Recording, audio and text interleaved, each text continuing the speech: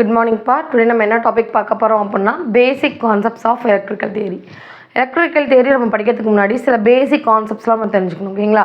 அதுல ஃபர்ஸ்ட் நம்ம என்ன தெரிஞ்சுக்க போறோம் அப்படினா electrostatics. Electrostaticsனா என்ன அப்படினா நிலை மின்னியல் அப்படினு சொல்லுவாங்க தமிழ்ல ஓகேங்களா.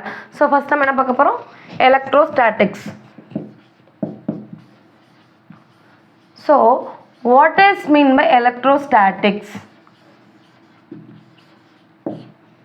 ஸோ இந்த வேர்டே பாருங்கள் நம்ம ரெண்டாக டிவைட் பண்ணலாம். என்ன டிவைட் பண்ணலாம்? எலக்ட்ரோஸ்டாட்டிக் அப்படிங்கிறது ரெண்டாக டிவைட் பண்ணலாம். ஸோ எலக்ட்ரோனா என்ன அப்படின்னா நமக்கு ப்ரீவியஸ் கிளாஸில் தெரியும். ஸோ எலக்ட்ரோனா நமக்கு தெரிஞ்சது ரெண்டு தான், பாசிட்டிவ் சார்ஜ் நெகட்டிவ் சார்ஜ். ஸ்டாட்டிக்னா என்ன? அட் ரெஸ்ட் பீரியட், நிலையான அப்படின்னு சொன்னாங்களா.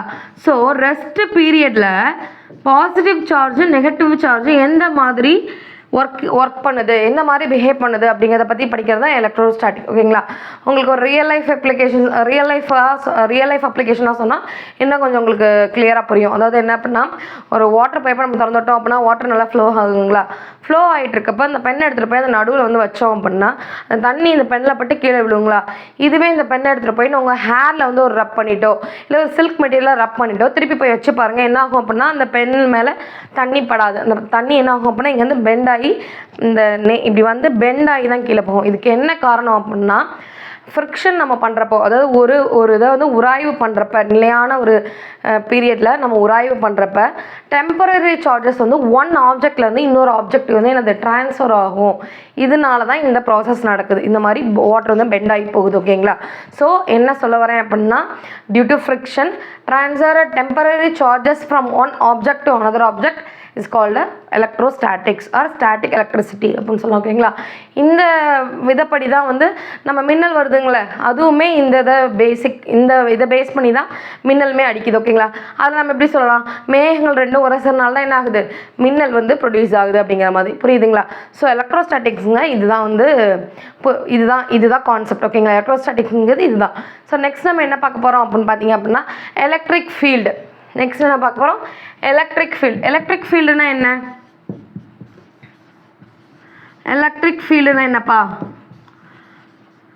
ஸோ எலக்ட்ரிக் ஃபீல்டு அப்படின்னா இதுவுமே நம்ம வந்து ஒரு ஈஸியாக புரிஞ்சுக்கிற மாதிரி சொல்லணும் அப்படின்னா ஸோ ஒரு மேக்னெட் எடுத்துக்கோங்க. ஒரு மேக்னெட்டு இந்த சைடு வந்து ஒரு அயன் பீஸ் எடுத்துக்கோங்க. இந்த ரெண்டு மேக்னெட்டையும் அயன் பீஸையும் கொஞ்சம் கொஞ்சமாக கிட்ட கொண்டு வந்தால் என்னாகும், அட்ராக்ட் ஆகும். இதுவே கொஞ்சம் கொஞ்சமாக இது பண்ணால் ஒரு சம் டிஸ்டன்ஸ் வரைக்குமே அட்ராக்ட் ஆகிட்டே தான் இருக்கும். ஒரு இன்னும் கொஞ்சம் டிஸ்டன்ஸ் போனால் அது என்ன ஆகும், அந்த அட்ராக்டிவ்னஸ் போயிடும். ஸோ என்ன ஆகுது அப்படின்னா ஒரு பர்டிகுலர் இடத்துல வரப்போ வந்து அது அட்ராக்ட் ஆகுதுங்க பார்த்தீங்களா. அது மாதிரி தான் என்ன அப்படின்னா அந்த அட்ராக்ட் ஆகிறப்ப அந்த மேக்னெட்டை சுற்றி ஒரு ஃபோர்ஸ் வந்து உருவாகும். அந்த ஃபோர்ஸ் உருவாகிற இடம் இருக்குது பார்த்தீங்களா, அதுதான் மேக்னெட்டிக் ஃபீல்டு அப்படின்னு சொல்கிறாங்க. அதே மாதிரி தான் same like that electric field அப்படிங்கிறது வந்து என்ன அப்படின்னா ஒரு கரண்ட் கேரிங் கண்டக்டர் வச்சுருக்கோம். அந்த கரண்ட் கேரிங் கண்டக்டர் வழியாக நம்ம வந்து கரண்ட்டை வந்து பாஸ் பண்ணுறோம் ஓகேங்களா. என்னது கரண்ட்டை நம்ம பாஸ் பண்ணுறப்போ அங்கே என்ன ஆகுது அப்படின்னா ஃப்ளக்ஸ் லைன்ஸ் உருவாகுது. ஃப்ளக்ஸ் லைன்ஸ் உருவாகிறப்ப என்ன ஆகும், இங்கே ஒரு ஃபோர்ஸ் வந்து ஆக்ட் ஆகும். இந்த ஃபோர்ஸ் ஆக்ட் ஆகிற இந்த ஸ்பேஸ்க்கு இந்த ஏரியாவுக்கு பேர் தான் என்னது, எலக்ட்ரிக் ஃபீல்டு. என்னப்பா, எலக்ட்ரிக் ஃபீல்டு ஓகேங்களா.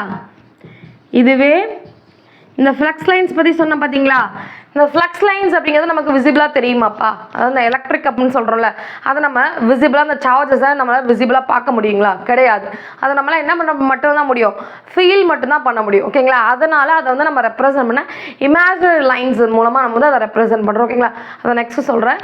ஸோ எலக்ட்ரிக் ஃபீல்டு உங்களுக்கு வந்து ஒரு நல்லா புரிஞ்சிருக்குன்னு நினைக்கிறேன். என்ன அப்படின்னா ஒரு கரண்ட் கேரிங் கண்டக்டர் வழியே நம்ம வந்து கரண்ட்டை பாஸ் பண்ணுறப்போ அந்த பர்டிகுலர் இடத்துல ஒரு ஃபோர்ஸ் வந்து உருவாகுது. அந்த ஃபோர்ஸ் உருவாகிற ஏரியா, அந்த ஃபோர்ஸ் இருக்கிற ஏரியா தான் என்னது, எலக்ட்ரிக் ஃபீல்டு அப்படின்னு சொல்லுவாங்க. சரியாப்பா.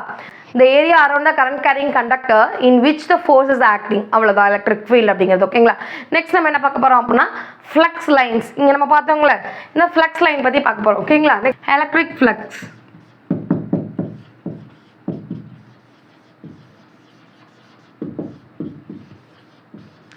ஸோ இது என்ன தமிழ்ல சொல்லுவாங்க, மின்காந்த புலம்.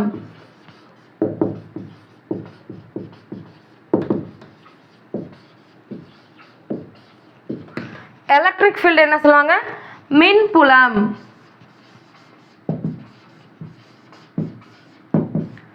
So what is mean by electric flux? Electric flux na enna? Imaginary லைன்ஸ்னு உங்கள்ட்ட நான் சொன்னேன் பார்த்தீங்களா இந்த இடத்துல. Imaginary lines used to represent the electric force in the electric field. அதாவது அந்த எலக்ட்ரிக் ஃபோர்ஸ் வந்து அந்த இடத்துல அந்த எலக்ட்ரிக் ஃபோர்ஸ் இருக்குங்க, அந்த ஃபோர்ஸை ரெப்ரசன்ட் பண்ணுறதுக்கு தான் என்னது இந்த எலக்ட்ரிக் ஃப்ளக்ஸ் வந்து நம்ம யூஸ் பண்ணுறோம். ஓகேங்களா. இந்த எலக்ட்ரிக் ஃப்ளக்ஸோட யூனிட் வந்து என்ன அப்படின்னா கூலும்ஸ். என்னதுங்க யூனிட் வந்து கூலும்ஸ்.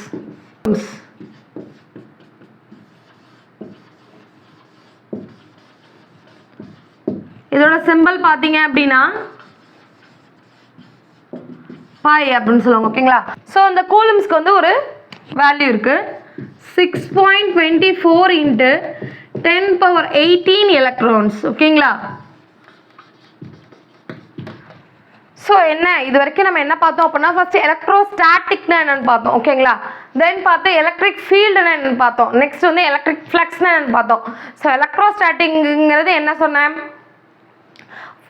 ஒரு ஆப்ஜெக்ட்லேருந்து இன்னொரு ஆப்ஜெக்ட் வந்து சார்ஜஸ் வந்து ட்ரான்ஸ்ஃபர் ஆகுது due to friction. It's called electrostatic. That's all.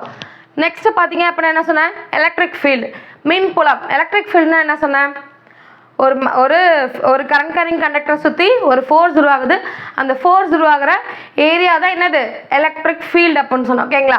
Next என்ன அப்படின்னா எலக்ட்ரிக் ஃப்ளக்ஸ். எலக்ட்ரிக் ஃப்ளக்ஸ்னா என்ன, மின்காந்த புலம். இந்த எலக்ட்ரிக் ஃப்ளக்ஸ் எதுக்கு நம்ம இந்த எலக்ட்ரிக் ஃப்ளக்ஸை எப்படி வந்து ரெப்ரசென்ட் பண்ணுறோம், இமேஜினரி லைன்ஸாக வந்து ரெப்ரசென்ட் பண்ணுறோம். ஸோ இந்த இமேஜினரி லைன்ஸ் என்னத்தை ரெப்ரசென்ட் பண்ணுது, imaginary lines used to represent electric force in the electric field. So இதோட யூனிட் பார்த்தீங்கன்னா கூலும்ஸ். இதோட சிம்பிள் பார்த்தீங்கன்னா பை. இந்த கூலும்ஸ்க்கு வந்து சம் வேல்யூ இருக்கு 6.24 × 10⁻18 எலக்ட்ரான்ஸ். ஓகேங்களா. நெக்ஸ்ட் என்ன பார்க்க போறோம் அப்படின்னா electric field intensity. So fourth one is electric field intensity. So what is mean by electric field intensity. So இது எல்லாமே என்ன அப்படின்னா ஏன் வாட்டர்ஸ்ன்னு சொல்கிறேன் அப்படின்னா ஃபஸ்ட்டு இதெல்லாம் என்ன அப்படிங்கிறத நம்ம தெரிஞ்சுக்கணும். இதுனா என்ன, ஸ்டாட்டிக்ஸ்னா என்ன, ஃபீல்டுனா என்ன, ஃப்ளக்ஸ்னா என்ன அப்படிங்கிறத நம்ம தெரிஞ்சுக்கணும். அதுக்கு தான். ஓகேங்களா. ஸோ இப்போ என்ன பார்க்குறோம், எலக்ட்ரிக் ஃபீல்ட் இன்டென்சிட்டி. மின்புல அடர்த்தி. என்னது மின்புல அடர்த்தி. ஸோ இது என்ன சொல்லுது அப்படின்னா amount of force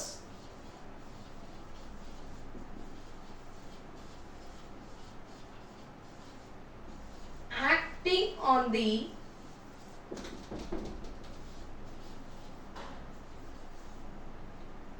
unit positive charge in the electric field. Electric field intensity means amount of force acting on the unit positive charge in the electric field. அதாவது என்ன அப்படின்னா கவனிங்க, இங்க வந்து ஒரு பாசிட்டிவ் சார்ஜ் வச்சிருக்கோம். ஓகேங்களா. சம் பாசிட்டிவ் சார்ஜ் வச்சிருக்கோம். இங்க வந்து நம்ம ஒரு எலக்ட்ரிக் ஃபீல்டு, இங்க வந்து என்னது எலக்ட்ரிக் ஃபீல்டு இருக்கு. ஓகேங்களா. ஸோ என்ன ஆகுது அப்படின்னா இந்த பாசிட்டிவ் சார்ஜை இந்த எலக்ட்ரிக் ஃபீல்டு வந்து ஒரு சம் டிஸ்டன்ஸ்ல வைக்கிறோம், டிங்கிற டிஸ்டன்ஸ்ல வைக்கிறோம்.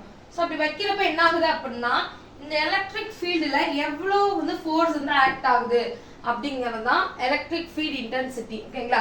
ஸோ எலக்ட்ரிக் ஃபீல்ட் இன்டென்சிட்டி அப்படின்னா ஒன்றுமே கிடையாது. எலக்ட்ரிக் ஃபீல்டில் நம்ம வந்து பாசிட்டிவ் சார்ஜ் ஒரு யூனிட் பாசிட்டிவ் சார்ஜ் வைக்கிறோம் சம் டிஸ்டன்ஸ்ல, அப்போ இங்க ஆக்ட் ஆகிற ஃபோர்ஸ் வந்து எந்த அளவுக்கு ஒர்க் ஆகுது அப்படிங்கிறது தான் electric field intensity. Intensity means அடர்த்தி. ஸோ எந்த அளவுக்கு அந்த ஃபோர்ஸ் இருக்கு அப்படிங்கிறத பத்தி சொல்றது எலக்ட்ரிக் ஃபீல்ட் இன்டென்சிட்டி. ஓகேங்களா. ஸோ இதை எப்படி சொல்றாங்க அப்படின்னா எலக்ட்ரிக் ஃபீல்ட் இன்டென்சிட்டி வந்து என்ன சொல்றாங்க அப்படின்னா E அப்படின்னு சொல்றாங்க. ஓகேங்களா. Eங்கிறதுல டினோட் பண்றாங்க. அது இந்த சார்ஜ் தான ஒர்க் பண்றாங்க. So Q by 4 epsilon naught epsilon r. ஓகேங்களா. உங்களுக்கு ப்ரீவியஸ் கிளாஸ்ல தெரியும் epsilon naught என்ன epsilon r னா என்ன அப்படின்னு உங்களுக்கு தெரியும். It's a permittivity. permittivityனா என்னப்பா, சோ epsilon naught அப்படிங்கிறது ஏர்ல இருக்கிற permittivity, அது ஏர் permittivity. ஓகேங்களா. permittivity. இந்த epsilon r அப்படிங்கறப்ப என்னது other medium. So other medium means என்னன்னப்பா இருக்கு, ஏர் தவிர்த்து wood, glass, சோ அந்த மாதிரி இருக்கிறது எல்லாமே other medium. ஓகேங்களா. சோ இந்த ஃபோர்ஸ் இந்த ஃபோர்ஸ் இந்த எலக்ட்ரிக் ஃபீல்ட்ல ஆக்ட் ஆகுதுல சம் டிஸ்டன்ஸ்ல, இதுதான் மீடியம் அப்படின்னு சொல்றாங்க. இதுதான் என்னது மீடியம் சொல்றாங்க. அந்த மீடியம்க்கு தான் என்னது எப்சிலான் நாட் எப்சிலான் ஆர் அப்படின்னு சொல்றாங்க. ஓகேவாப்பா? ஸோ இது இன்னொரு வகையாகவும் இந்த ஃபார்முலா சொல்லுவாங்க. எப்படி சொல்லுவாங்க அப்படின்னா E is equal to potential difference என்ன சொல்லுவாங்கப்பா V ன்னு சொல்லுவாங்களா. So V divided by distance D அப்படின்னு சொல்லுவாங்க. ஓகேவா? ஸோ ரெண்டு ஃபார்முலா இருக்கு. ஸோ வரைக்கும் பார்த்தோம். அடுத்து எலக்ட்ரிக் ஃபீல்ட் இன்டென்சிட்டி பார்த்துட்டோம். நெக்ஸ்ட் நம்ம என்ன பார்க்க போறோம் அப்படின்னா எலக்ட்ரிக் ஃப்ளக்ஸ் டென்சிட்டி பார்க்க போறோம். ஓகேங்களா? என்ன பார்க்க போறோம் அப்படின்னா எலக்ட்ரிக் ஃப்ளக்ஸ் டென்சிட்டி. ஓகேங்களா? எலக்ட்ரிக் ஃப்ளக்ஸ் டென்சிட்டி மீன்ஸ் மின் பாய்ம அடர்த்தி அப்படின்னு சொல்லுவாங்க. ஓகேங்களா? ஸோ நம்ம ஃபிஃப்த் ஒன் என்ன பார்க்க போறோம் எலக்ட்ரிக் ஃப்ளக்ஸ் டென்சிட்டி. சோ இதை எப்படி டினோட் பண்றாங்க அப்படினா D. ஓகேங்களா? Capital D. So electric flux டென்சிட்டினா என்ன பாத்தீங்கன்னா number of flux lines per unit area. அத நான் உங்களுக்கு என்ன சொன்னா அதே கான்செப்ட் தான். சோ இந்த கரண்ட் கண்டக்டர்ல என்ன சொன்னேன் நிறைய ஃப்ளக்ஸ் லைன்ஸ் உருவாகுதுன்னு சொன்னேனா இந்த ஃப்ளக்ஸ் லைன்ஸ் வந்து ஒரு சம் ஏரியால உருவாகுதுங்களா. சோ இந்த நம்பர் ஆஃப் ஃப்ளக்ஸ் லைன்ஸ் வந்து இந்த ஏரியால பர் ஒரு யூனிட் ஏரியால வந்து மீட்டர் ஸ்கொயர் ஏரியால வந்து உருவாகுது பாத்தீங்களா அதுதான் flux density. So D is equal to என்ன சொன்னேன் number of flux lines number of flux lines. Flux lines means பைங்களா ஆல்ரெடி கிளாஸ்ல சொன்னது என்னது பர் யூனிட் ஏரியா. ஏரியா அப்படினா என்னது இட்ஸ் A. சோ எப்படி எழுதலாம் pi by ஏங்கிறது நமக்கு ஆல்ரெடி நமக்கு இந்த ஃபார்முலா தெரியும் 4 pi d square. So that's all. Capital flux density என்னது number of flux lines per unit area. ஒரு ஏரியால எவ்வளவு number of flux lines இருக்குங்கறத சொல்றது தான் flux density. So அத நம்ம எப்படி டினோட் பண்றோம்னா d டினோட் பண்றோம். Formula is pi by 4 pi d square. So இது வரைக்கும் நம்ம பேசிக் கான்செப்ட்ஸ் பார்த்திருக்கோம். ஓரளவு பேசிக் கான்செப்ட்ஸ் கவர் பண்ணிருக்கோம். என்ன பார்த்தோம் அப்படினா ஃபர்ஸ்ட் எலக்ட்ரோஸ்டாட்டிக்ஸ் பார்த்தோம், எலக்ட்ரிக் ஃபீல்ட் என்னன்னு பார்த்தோம், எலக்ட்ரிக் ஃபீல்ட் இன்டென்சிட்டி பார்த்தோம், ஃப்ளக்ஸ் லைன்ஸ் பார்த்தோம், இப்போ எலக்ட்ரிக் ஃப்ளக்ஸ் டென்சிட்டி பார்த்தோம். ஸோ இந்த 5 கான்செப்ட் பார்த்துட்டோம். நம்ம என்ன பார்க்க போறோம்னா Coulomb's law of electrostatics. Coulomb's law பார்க்க போறோம். நமக்கு ஜெனரலாவே தெரியுது. அந்த அந்த இதை பத்தின ஒரு சின்ன ஒரு ஷார்ட்டா சொல்றோம்னா கூலம்ஸ் லானா 2 லா இருக்கு. ஃபர்ஸ்ட் லா செகண்ட் லா அப்படின்னு சொல்லிட்டு. ஸோ அதுவுமே டிபெண்ட்ஸ் ஆன் தி சார்ஜஸ் தான். சார்ஜஸை பேஸ் பண்ணி தான் அந்த லா வருது. ஸோ அதை நெக்ஸ்ட் பார்ப்போம். ஓகேங்களா? கூலம்ஸ் லா ஆஃப் எலக்ட்ரோஸ்டாட்டிக்ஸ் நான் உங்களுக்கு ஆல்ரெடி போன கிளாஸ்லேயே சொன்னேன் எலக்ட்ரோஸ்டாட்டிக்ஸ் மீன்ஸ் என்ன அப்படின்னு. ஸோ எலக்ட்ரோஸ்டாட்டிக்ஸ்ங்கிறது என்னது transfer temporary charges from one object to another object due to friction. It's called electrostatics. So அதை பேஸ் பண்ணி தான் கூலம்ஸ் லா பார்க்க போகிறோம். கூலம்ஸ் லா அப்படிங்கிறது 2 லா இருக்கு. ஓகேங்களா? ஃபர்ஸ்ட் லா செகண்ட் லா 2 லா இருக்கு. ஃபர்ஸ்ட் லா நம்ம பார்க்க போகிறோம் ஃபர்ஸ்ட். ஸோ இந்த ஃபர்ஸ்ட் லா என்ன சொல்லுது அப்படின்னா நமக்கே தெரியும் சேம் சார்ஜஸ் என்ன பண்ண பாப்பணும் சேம் சார்ஜஸ் என்ன ஆகும் ரெப்பல்ஷன் ஆகும். ஆப்போசிட் சார்ஜஸ் என்ன ஆகும்பா அட்ராக்டிவ் ஆகும். attract ஆகும். So same charges will be reflect each other, opposite charges will be attract each other. It's called a Coulomb's first law. So இதுல என்ன சொல்றாங்க ஒரே வகையான மின்னூட்டங்கள் வந்து விலக்கு விசை ஏற்படும், வெவ்வேறு வகையான மின்னூட்டங்களுக்கு இடையே என்ன ஆகும் ஈர்ப்பு விசை ஏற்படும்னு சொல்றாங்க. ஸோ அதுதான் வந்து ஃபர்ஸ்ட் லா, ரொம்ப சிம்பிளானது. செகண்ட் லா என்ன பாத்தீங்க அப்படின்னா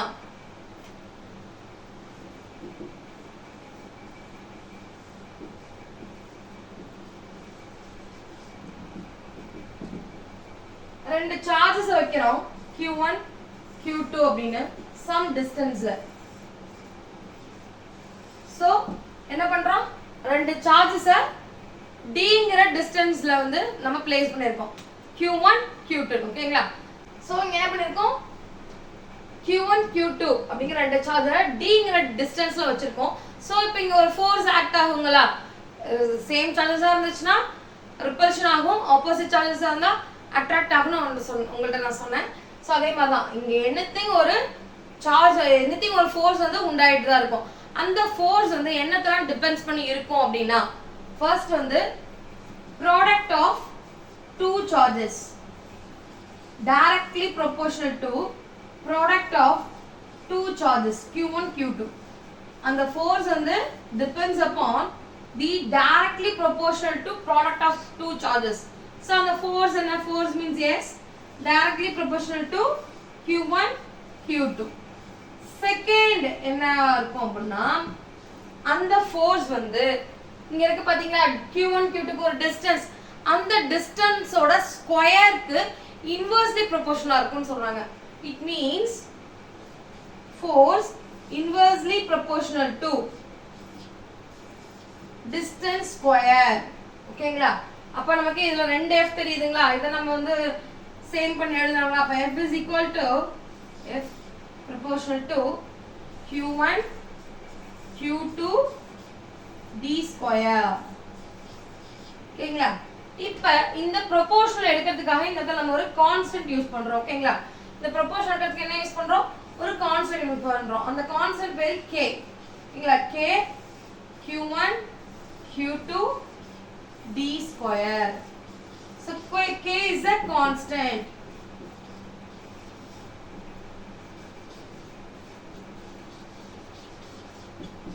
Value பாத்தீங்கன்னா k is equal to 1 by 4 pi epsilon naught epsilon r. உங்களுக்கு previous class நான் சொன்னேன் epsilon naught னா epsilon r னா என்னன்னு சொன்னேன். So epsilon naught means permittivity of air.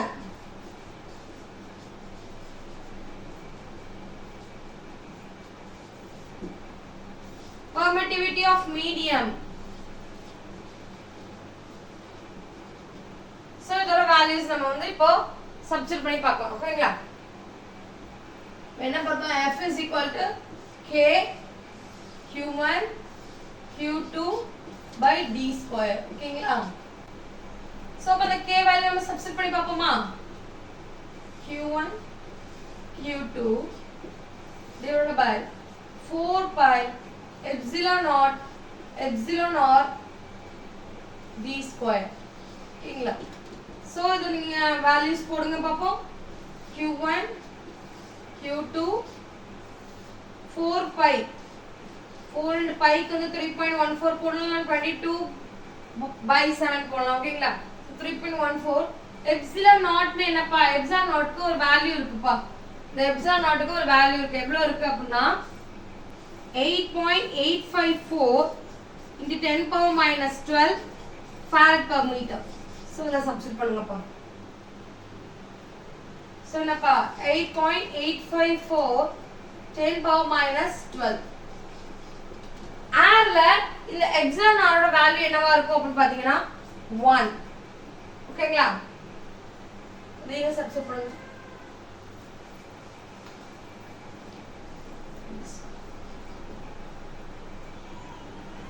epsilon r க்கு வேல்யூ என்னப்பா சொன்னேன் 1. ஓகேங்களா? சோ அப்ப இத நம்ம சார்ட் அவுட் பண்ணி பார்த்தோம் அப்படினா ஆன்சர் வந்து 9 into 10 power 9 q1 q2 divided by d square for air. air க்கானது இதுதான். ஓகேங்களா? மீடியம்க்கு பாத்தீங்க அப்படினா f is equal to அதே சப்ஸ்டிட்யூட் பண்ணீங்கன்னா அது 9 into 10 power 9 வரும். q1 q2 வரும். இந்த epsilon r ங்கிறது some values வரும். சோ அப்ப epsilon r அப்படியே தான் இருக்கும். d square. இது எதுக்காகப்பா for a medium. So this is the Coulomb's law of electrostatics for air for a medium. ஓகேங்களா? சோ அவ்வளவுதான். சோ Coulomb's lawங்கிறது first lawங்கிறது சேம் சார்ஜஸ் வந்து ரிப்பல்ஷன் ஆகும், ஆப்போசிட் சார்ஜஸ் வந்து அட்ராக்ட் ஆகும்னு பார்த்தோம். செகண்ட் லால என்ன சொல்றாங்க அப்படின்னா ரெண்டு சார்ஜர் நம்ம வந்து dங்கிற டிஸ்டன்ஸ்ல பிளேஸ் பண்றோம். அப்ப அங்க உருவாகிற ஃபோர்ஸ் ஆனது ரெண்டு சார்ஜுக்கும் ப்ராடக்ட் பெருக்கல் பலனுக்கு நேர்விகிதத்திலும் அந்த சார்ஜஸோட டிஸ்டன்ஸ்க்கு ஸ்கொயருக்கு எதிர்விகிதத்திலும் இருக்கும்னு பார்த்தோம். ஓகேங்களா? இத சார்ட் அவுட் பண்ணீங்கன்னா ஏருக்கு வந்து f is equal to 9 into 10 power 9 q1 q2 by d square னு வரும் for air. f is equal to 9 into 10 power 9 q1 q2 divided by epsilon naught d square for a medium. So this is the Coulomb's law of electrostatics. Thank you.